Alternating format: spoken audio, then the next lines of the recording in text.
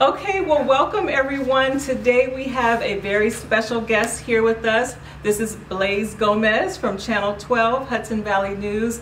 Hi, Blaise. Thank you so much for joining us today. Thank you for having me. So as I mentioned to you previously, I am Professor Smith with the English 130 Writing for Media here at SUNY Orange, and we have some really enthusiastic students that are dying to ask questions of you, so just bear with us. Hopefully it's nothing too personal, but I think it's all relevant, okay? Good. Nothing's off topic, or off limits. Go ahead. Cool. Okay, so the first thing is, obviously I should have my glasses. What are your most popular topics to report on? Well, popular topics, I cover Orange County. I'm the only bureau reporter here. So unfortunately, my coverage is dependent on what's happening here. So, one particular week, it could be more investigative stories. It could be crime.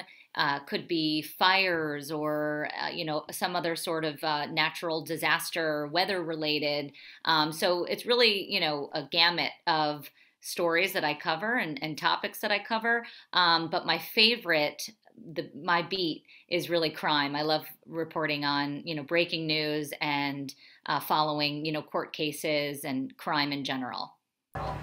That's funny because the way you smiled when you said that, I thought you were going to say like pet stories or babies. You're like crying with the smile on your face. Yeah, no, I just really, like to, let people know what's going on in their community. And I feel like that's an important, aspect of my job is keeping people aware of what's going on. And crime is obviously very important. We hear so much of it now with crime being on the rise and violence in schools. So, it's all near and dear to my heart for one purpose, and that's, obviously for the viewers. Okay, all right. So tell us, what does your daily routine look like, a daily work day? What does that look like for you? So my work day has changed a lot since the pandemic. I work Monday through Friday, but I work more like from home, or I do kind of like a hybrid hybrid schedule where I start first thing at like 6, sometimes even 5 in the morning if I'm off, for the long weekend, or if I'm on a holiday break and I have a lot of messages. So, every morning I have to go through my phone, I have to check my emails, I have to check, all social media platforms, Facebook, Instagram, Twitter. I get a lot of my stories not only through email, but also through, instant messenger, DMs, people sending in tips. So I have to know what's going on that day and what's pressing now. So is there breaking news? Did something happen overnight? If there isn't anything like that, then I could take on more of a feature story, a person of interest or a topic of interest.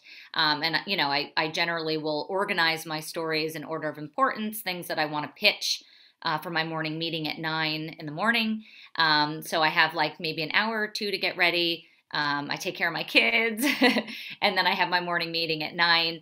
And then from there, I communicate remotely with my photographer. Here's what our day looks like. If there's any video elements that he needs to get on his own, he'll do so. If I have information that I could forward him, like video of a scene or, photos that someone sent in, website links, things that I know we're going to need for the report, I'll forward that to him then. And then sometimes I do Zoom interviews from home. Sometimes I have to go out in the field if there's breaking news or, something that requires me to be there, or an interview in person. I'll do that and meet the photographer. So when all of those elements are done for our stories, which are usually anywhere from 1 to 3 stories a day, then I will review my elements. So I'll have to log the interviews, go back to hear what the person said. And then I do social media posting as well for every story I work on all platforms, all formats. And then I write. So, there's some writing obviously for social media. But then there's more expanded writing that's required for the actual report that's going to air for my newscast, which is usually 5 o'clock. So it's a very busy day. Usually, off and on. I mean, my shift starts at 9, but, again, I have to be prepared well before. So it's usually an all day thing.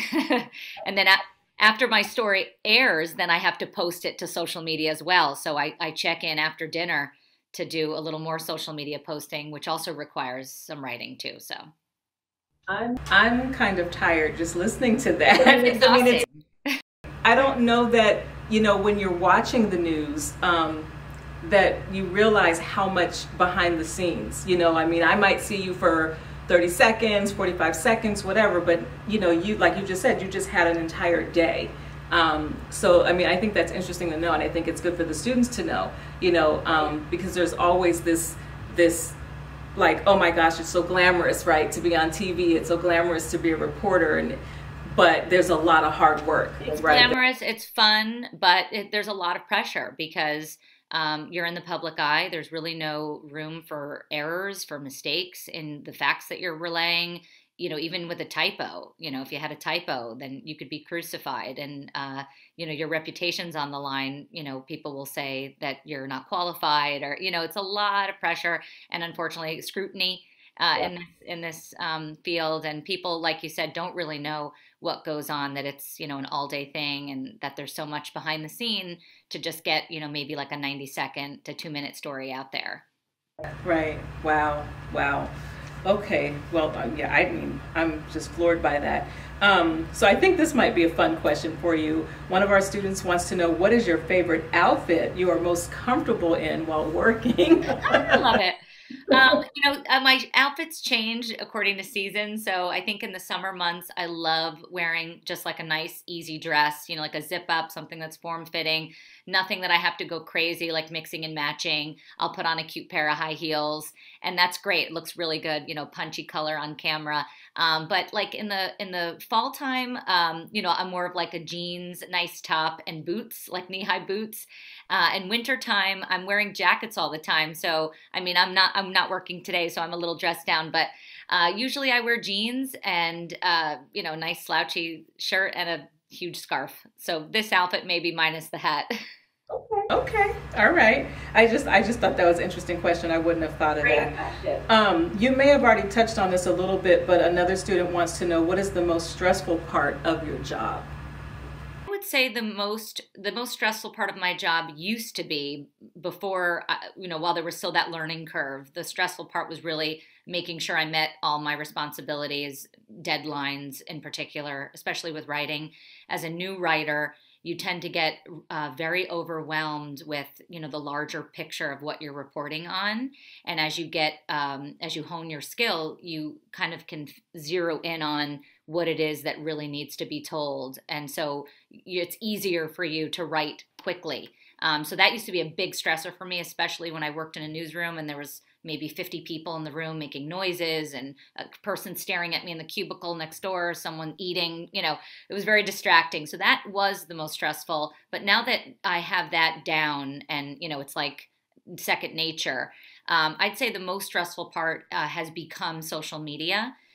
Just because I have so many social media followers and I am, out there and expected to be out there for my work. It's really hard living your life so publicly. I do it for my work. For 1 million people that like me, there's 2 million people that dislike me. So the hardest part, I would say, is the pressure of being on social media and, having to hear and see, people's reactions to your reporting, your outfit, your makeup that day. It could be an array of things, not just, your professionalism. And like you mentioned too, you're on all of social media, right? So you could get it from Twitter, you could get it from Instagram, from Facebook, from, all of them. If someone doesn't like my story, I've had, hashtag fire Blaise Gomez campaigns, so yeah, so that's probably the hardest, but you also learn to kind of get a thick skin and, just ignore it. Things usually die down, in a day or two.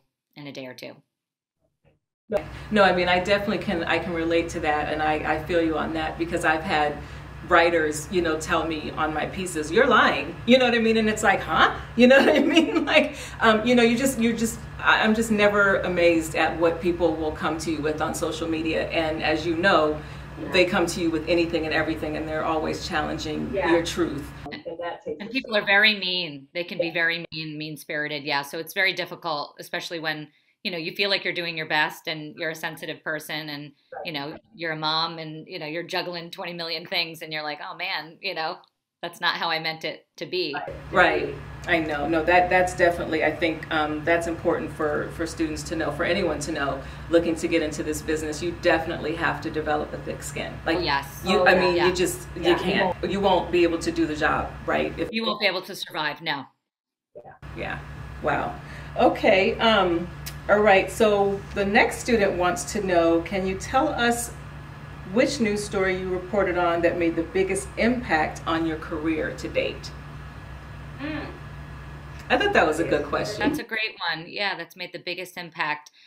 There's been a couple along the lines. I would say one story that really put me on the map was the kayak killer case.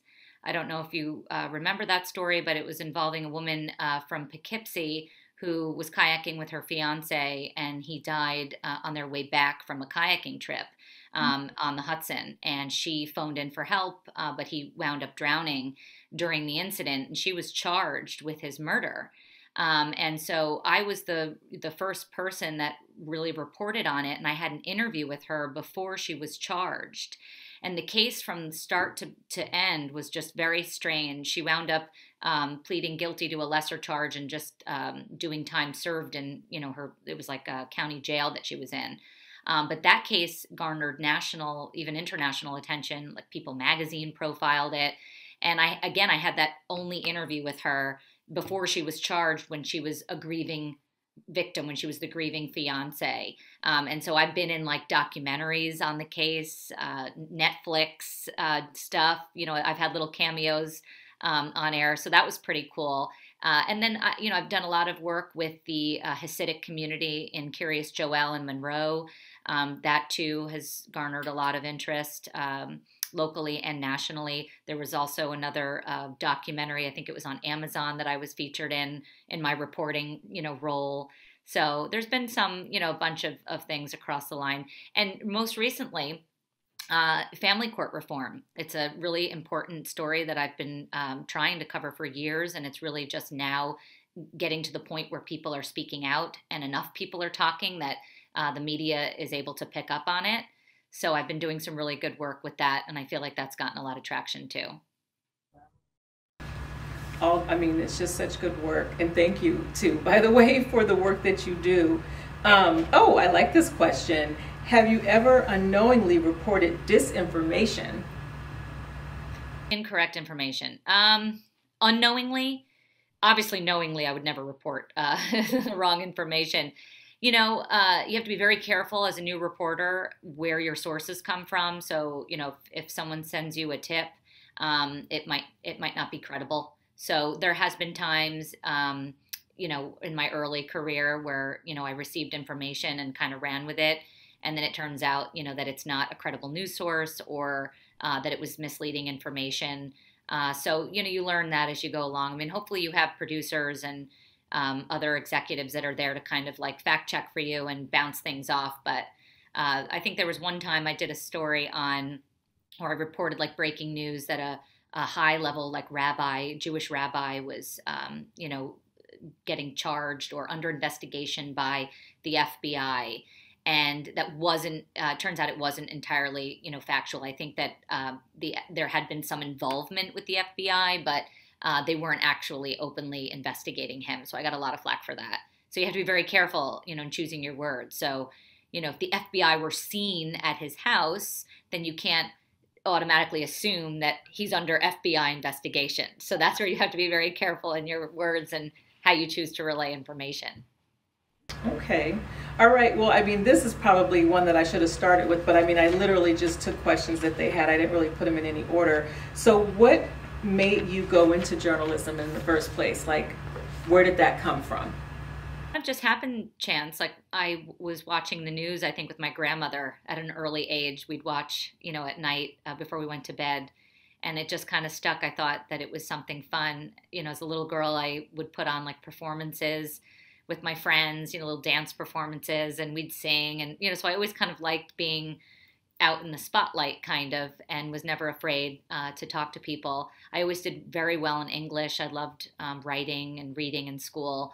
So it just kind of seemed like something I would try. When I went to school, I started AUK, SUNY Orange. It was AUK at the time. It was 1999 when I started, right out of what would have been high school. I actually never finished high school. I obtained my GED when I was 17.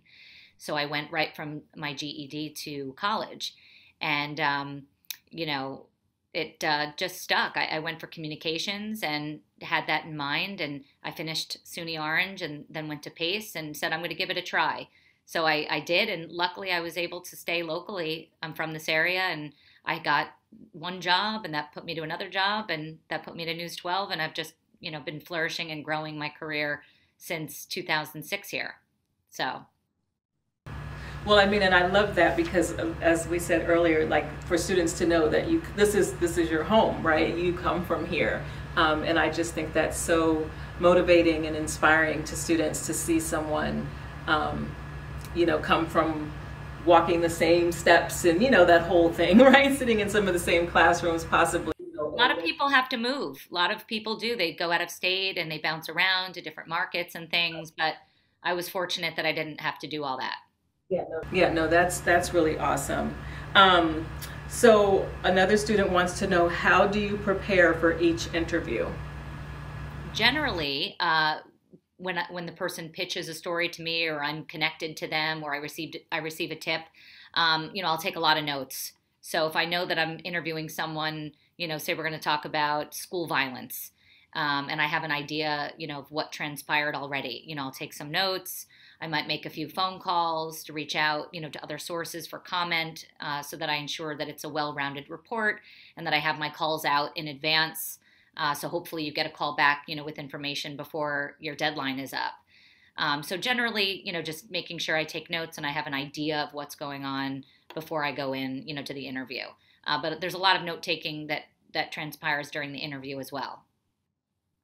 Well, and I love that you said earlier, too, that you loved English, that you love to write. I mean, because obviously this is an English class, but I think, some students that are maybe thinking about, behind the scenes producing, or, I have some that are interested in animation, all these different forms of media don't realize how important the writing is. Like, to me, the writing is everything. And I've heard you say that a couple of different ways throughout this interview. It all kind of goes back to the writing. So I did not pay you to say that. I just want to make that clear to the students.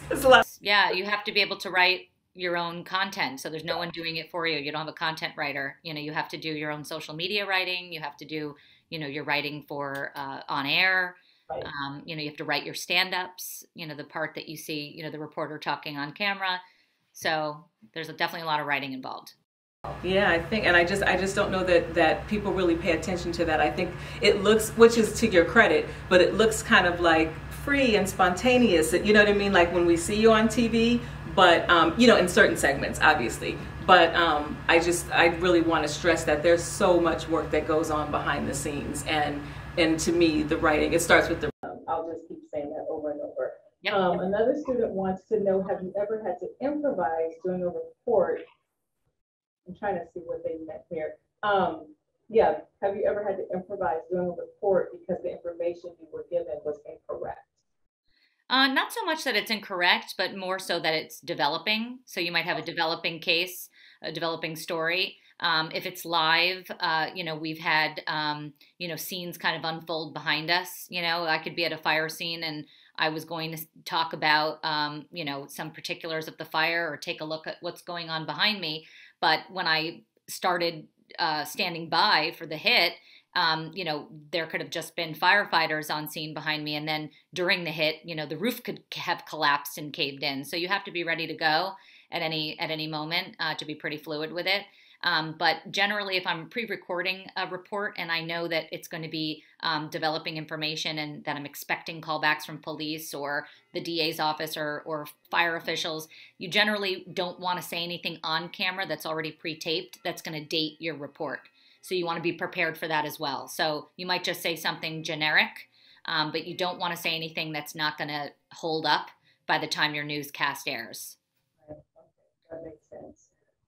Let's see, we'll find one in here because you've answered quite a bit in the conversation, which is awesome. Oh, here's one. Like, what was it like on your first day as a news reporter?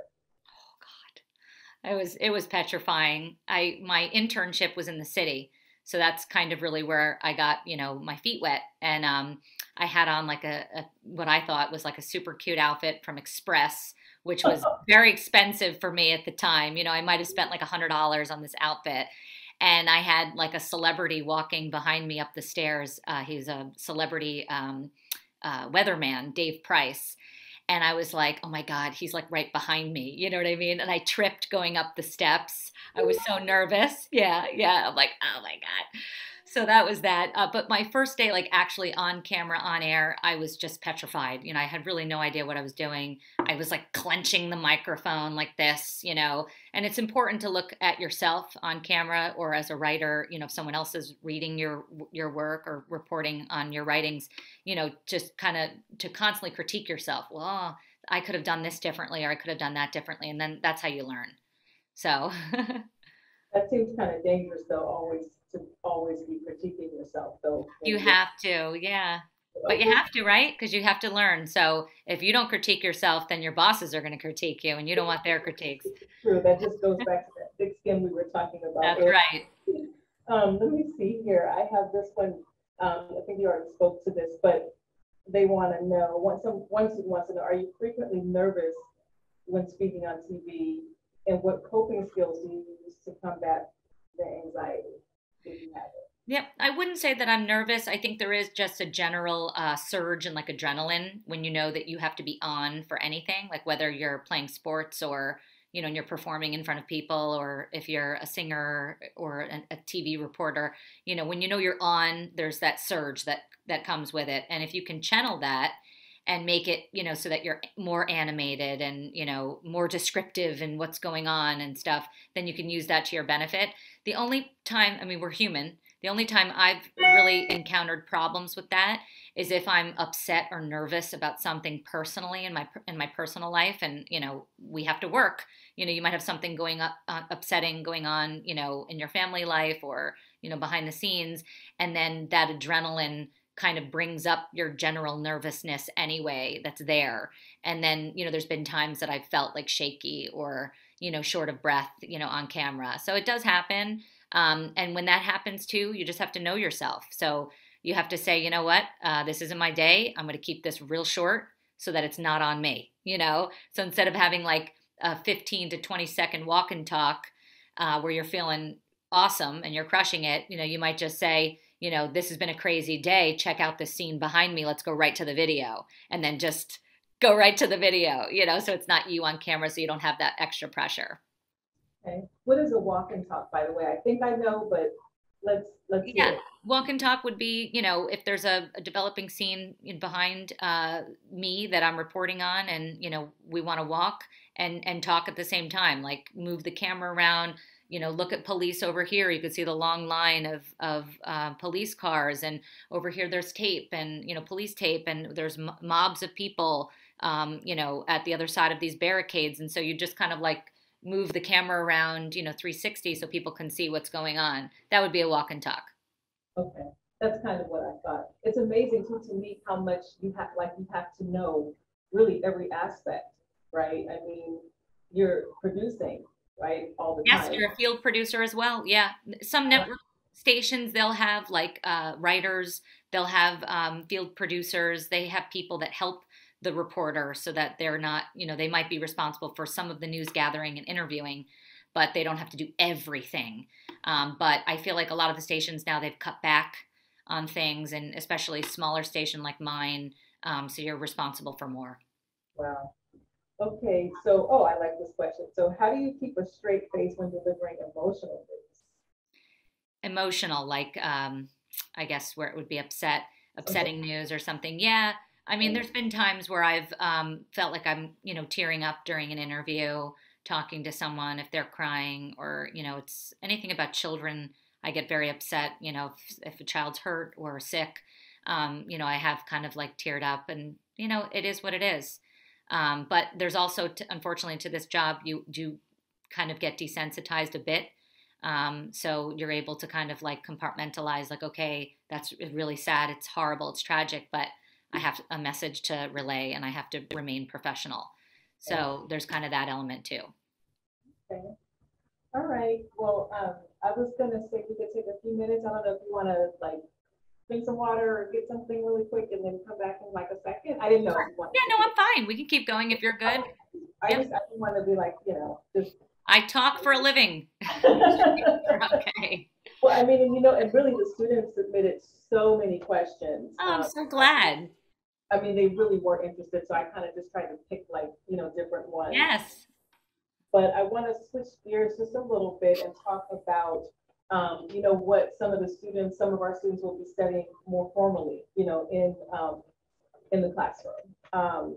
So could you speak a little bit about timeliness as it relates to journalism? In what regard? In what aspect? Just, how you're reporting on what's happening now and why it's important to report on what's happening now as opposed to, yesterday or Oh, you tomorrow. mean like breaking news or like news urgency? Yeah, yeah, Yeah. I mean, that's a big part of the job. You want to make sure you get the information out as you get it. And, you could let people know this is a developing story with a lot of, moving parts, but here's what we know. And it is important because people now want their information fast, and they want updates and they want it, accurately. You can't really wait, 3 days. If the president was in Newburgh this afternoon, you wouldn't want to report on it next week. Like, oh, by the way, the president was here last Wednesday. Great, So there is a sense of timeliness and urgency, really in everything. And there's even some reports that we might not generally cover every day, but like Black History Month is coming up, so we're gonna, highlight a lot of African American business people and folks doing wonderful things in our community, and that's wonderful. But we might not highlight those people every day.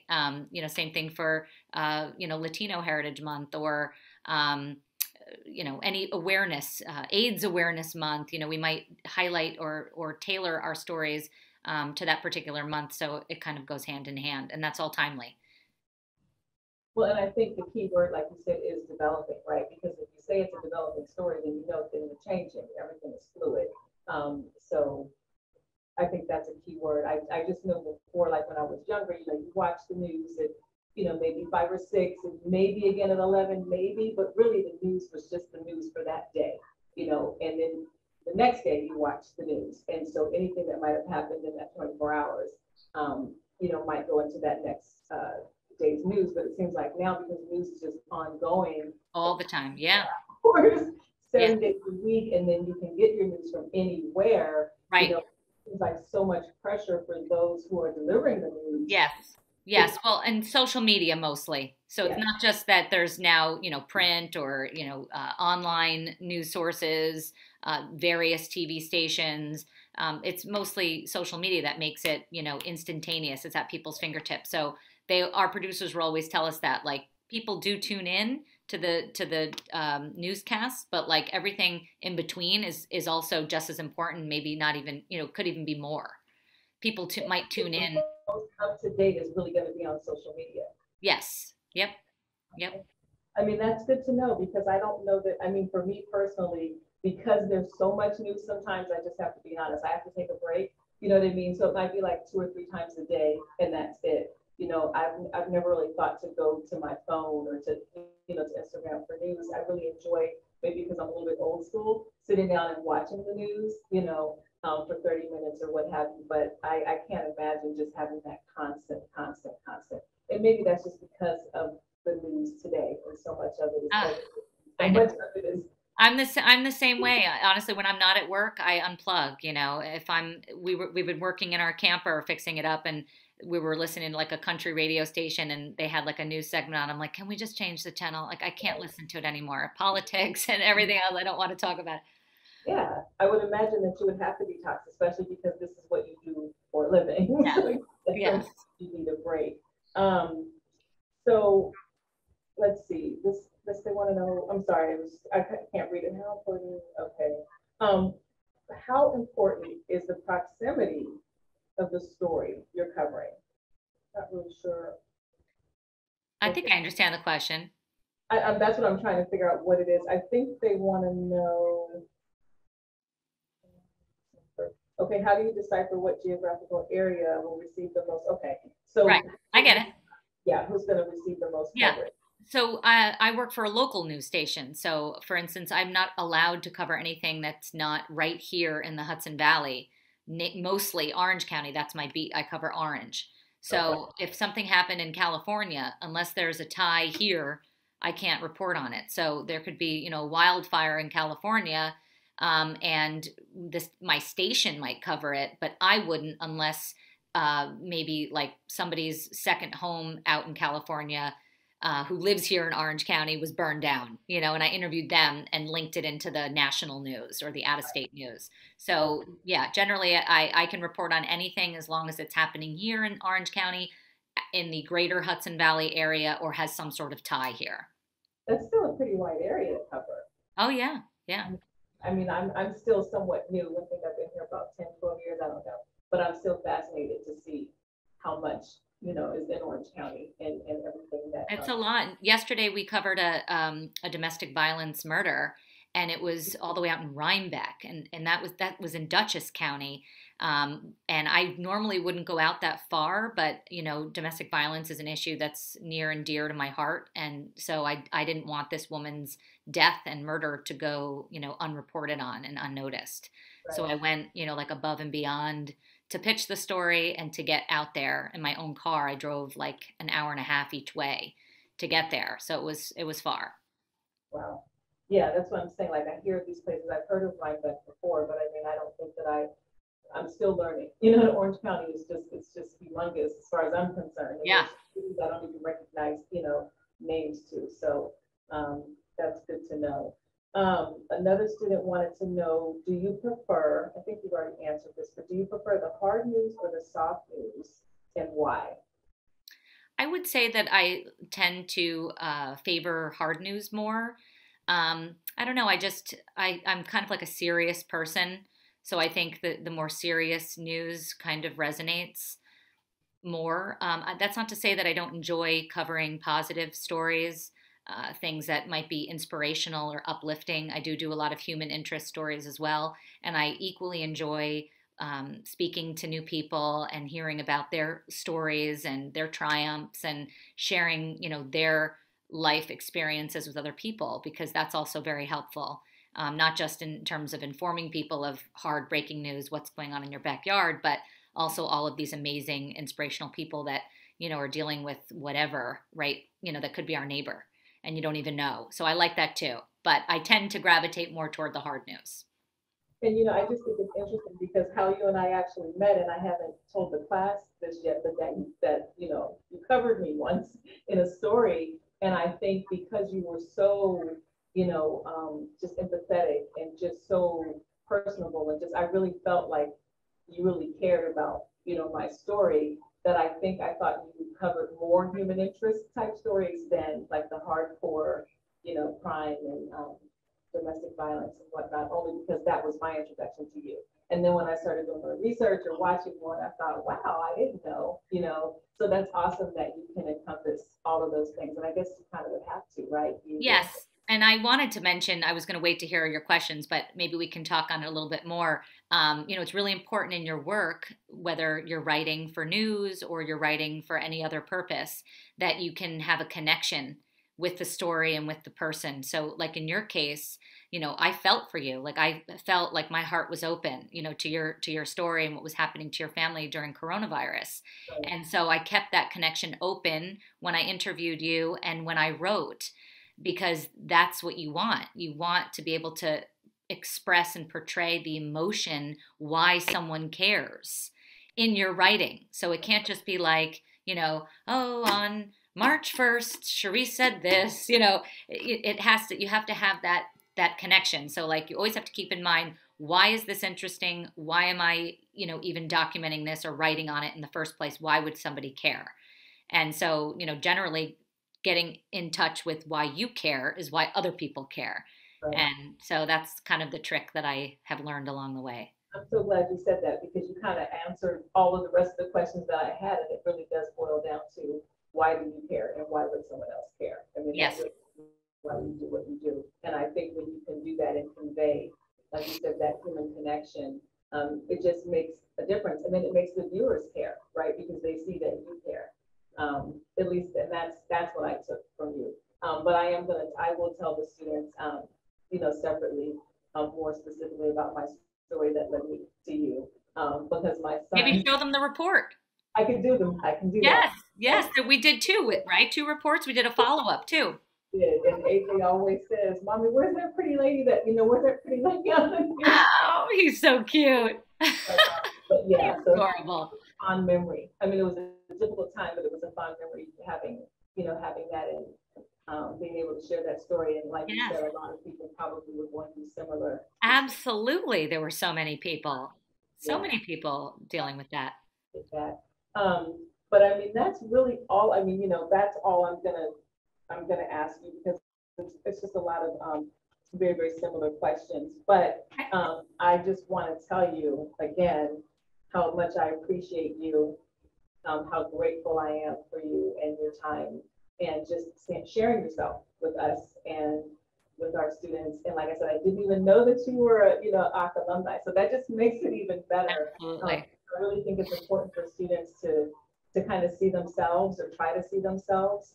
And sometimes when they're, as you know, 18, 19, 20, working two jobs or still living with the parents or whatever the situation is, it's hard for them to envision themselves doing something else. Absolutely. So what I'm trying to do in this class is bring more industry professionals, to them as close as we can and let them know what's possible. And there's so much talent here.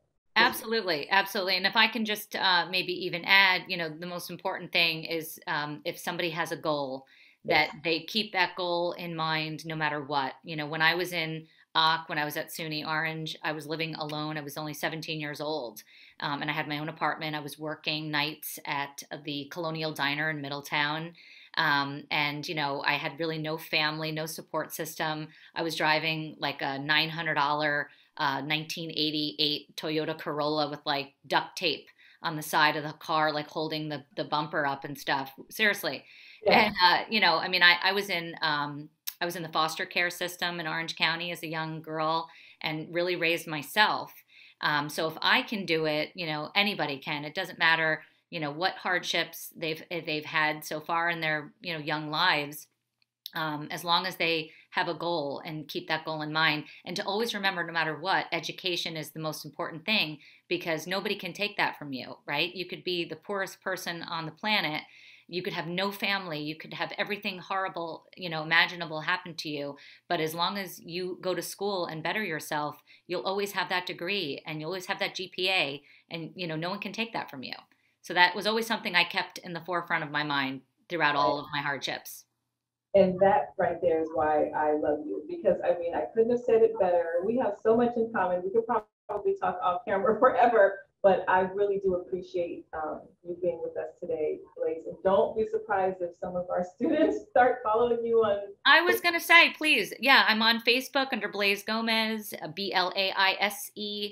And Instagram and Twitter is Blaise Gomez 12 at Blaise Gomez 12. And if anybody ever had any questions about writing or careers or internships, they're welcome to reach out anytime. That is awesome. So I will definitely post all that information in Blackboard. So I'm telling you, you're gonna get some emails. I hope so. Right. Thank you so much, Blaise. I really, really appreciate the time. Like Dana mentioned earlier, we watch you on Facebook. We kind of feel like we know your family and your adorable kids. Oh, thank you. Everything, and I'm sure I'll be in touch soon. Thank you. Happy to meet with you anytime if you want to do this again as well. So thank you so much. Thank you. Take care, guys. Bye. Oh, you got it. Well, I think we still gotta end it, right? Oops. That's why you can't let me touch the camera. Let me touch it. I want to stop recording.